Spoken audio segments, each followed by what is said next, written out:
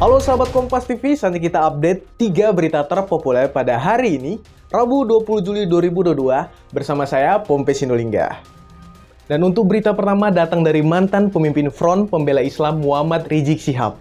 Bebas bersyarat dari rumah tahanan Bareskrim Markas Besar Polri Cabang Lapas Cipinang. Rizik menjalani masa tahanan sejak Desember 2020. Habib Rizik Syihab menjalani hukuman atas 2 kasus. Pertama, vonis 4 tahun penjara atas kasus informasi bohong yang menimbulkan keonaran soal tes usap PCR di Rumah Sakit Umi Bogor, Jawa Barat. Yang kedua, vonis 8 bulan penjara karena pelanggaran kekarantinaan kesehatan di Petamburan, Jakarta Pusat. Kementerian Hukum dan HAM menyatakan bebas bersyarat Rizik dimulai pada 20 Juli dan berakhir pada 10 Juni 2024. Usai resmi bebas bersyarat, Habib Rizik Syihab membenarkan informasi pembebasan bersyaratnya disampaikan hati-hati dengan prosedur panjang. Kok ini nggak diumumkan? Nah, tadi sudah dijelaskan oleh Syekh Yusuf Marta. Nah, ini nggak diumumkan karena kita punya prosedur ini perjalanannya dari menit ke menit, detik ke detik. Sedikit salah, PB kita bisa batal ya, ikhwan. Nah, maka itu betul-betul kita jaga. Sedemikian rupa jangan sampai dalam pembebasan bersyarat ini belum apa-apa kita sudah melakukan pelanggaran, karena kalau sudah melakukan pelanggaran saya akan ditangkap lagi tanpa sidang dan saya harus melanjutkan lagi untuk ditahan selama 1 tahun tanpa remisi. Nah, karena itu jadi tolong dimaklumi kenapa ketua daripada pengacara dan seluruh advokat begitu hati-hati di dalam memberikan informasi soal pembebasan bersyarat. Dan berita yang kedua datang dari pengacara keluarga Brigadir Yosua datang ke Bareskrim.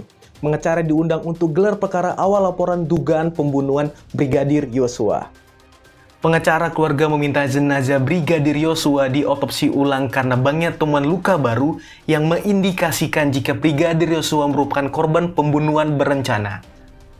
Sejumlah temuan bukti ini diserahkan kepada polisi dalam panggilan gelar perkara perdana untuk menjadi bukti tambahan. Bareskrim Polri, Birtipidum Subdit 1 Bareskrim Polri. Tujuan diundangnya adalah untuk melaksanakan gelar perkara awal tentang adanya laporan kami atas dugaan tindak pidana pembunuhan dengan berencana sebagaimana dimaksud oleh pasal 340 KUH pidana. Almarhum Brigadir Joshua ini sebelum ditembak kami mendapatkan lagi ada luka semacam lilitan di leher, ada yang menggunakan senjata tajam dan sebagainya.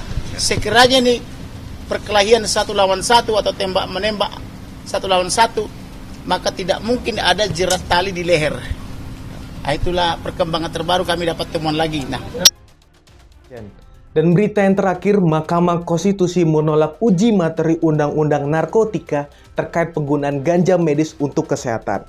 Namun, MK mendorong adanya kajian ilmiah untuk ganja medis. Hakim Konstitusi menilai materi yang diuji adalah kewenangan DPR dan pemerintah untuk mengkaji apakah benar ganja memang bisa digunakan untuk medis. Dalam hasil putusan, Mahkamah Konstitusi juga meminta adanya pengkajian mendalam secara ilmiah penggunaan ganja medis. Bahwa lebih lanjut dapat dijelaskan berkaitan dengan jenis narkotika golongan 1 telah ditegaskan dalam penjelasan pasal 6 ayat 1 huruf A UU 35 2009 hanya dapat dipergunakan untuk tujuan pengembangan ilmu pengetahuan dan tidak digunakan dalam terapi serta mempunyai potensi sangat tinggi mengakibatkan ketergantungan.